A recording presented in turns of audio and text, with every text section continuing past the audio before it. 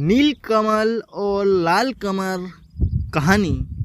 एक राजा की दो रानियां थी। उनकी एक रानी राक्षसनी थी, पर यह बात किसी को मालूम नहीं थी। दोनों रानियों का एक एक बेटा था। अच्छी रानियों के बेटे का नाम कुसुम और राक्षसी रानी के बेटे का नाम अर्जित था। दोनों में बहुत मेल था।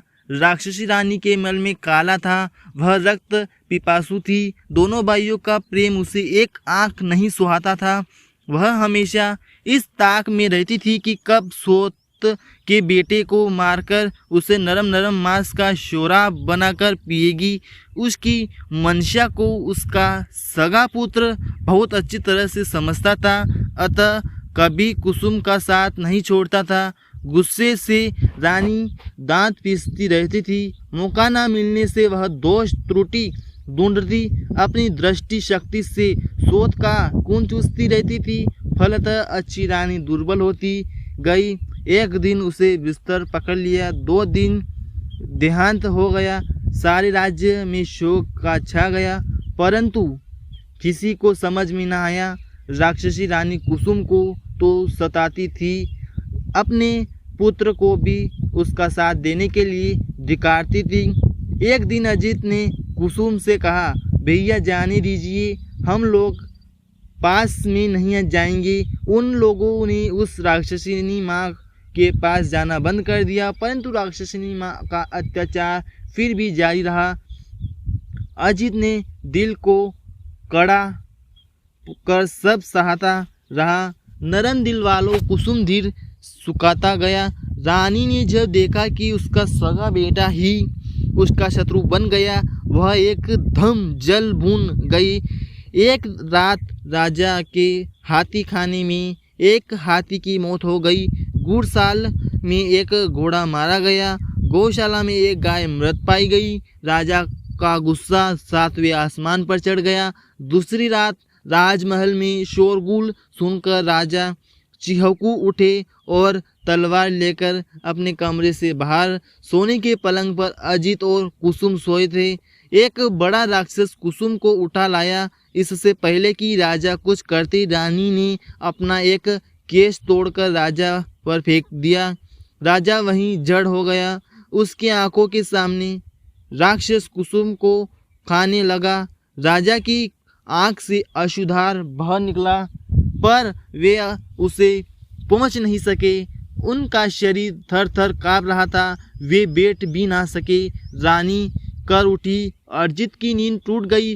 उसने देखा कि कुसुम भैया पास में नहीं है। हड़बड़ा कर उठा। उसने देखा कि रानी हाथ का बाला कंगन छम छम कर रहा। कुसुम भैया को राक्षस खा रहा। क्रोध से उसका शरीर जलने लगा। वह दौड़कर पहुंचा और राक्षस के सिर पर एक जोर से चूसा मारा। राक्षस हाय हाय चीख कर उठा और सोने का एक टुकड़ा उगलकर भाग गया। रानी ने देखा कि अनर्थ हो गया।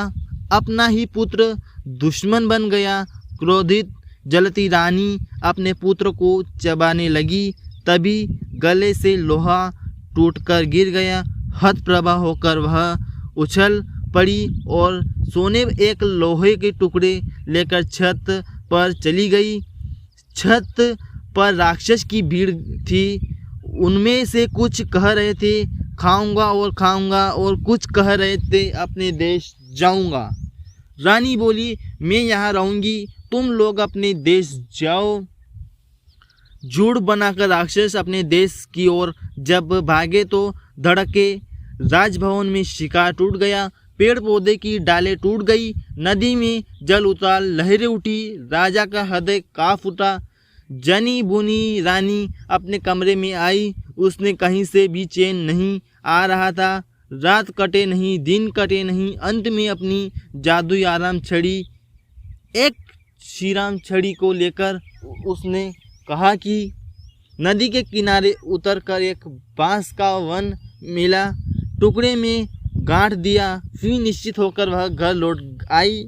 दूसरे दिन राजा को यह देखकर हैरान हो गए कि पूरे महल में जगह जगह हड्डियों के ढेर, रास्ते में सर्वत्र हड्डियां बिखरी हुई थी। फिर देश में राक्षसों ने आतंक फैला रखा है।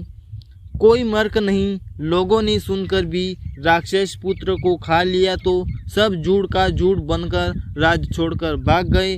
राजा जड़ हो गया। राजा ने अपने ही राज्य में उनकी माँ को छोड़कर चिल्लाते हुए कहा कि यह कैसी माँ है। तभी राजभवन के बाहर ढाक ढोल बजाने लगी। थोड़ी ही देर में नील कुसुम एक लाल कुसुम एक दूसरे के गले में हाथ डालने कर राजा सम्मुख उपस्थित हुई। राजा ने पूछा, क्या तुम लोग मेरे अजित और कुसुम हो?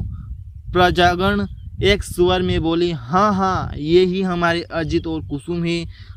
उसके बाद दोनों राज्य एक हो गए। नील कुसुम और लाल कुसुम इलावती और लीलावती के साथ दोनों राज्य में शासन करते हुए संपूर्वक रहने लगे।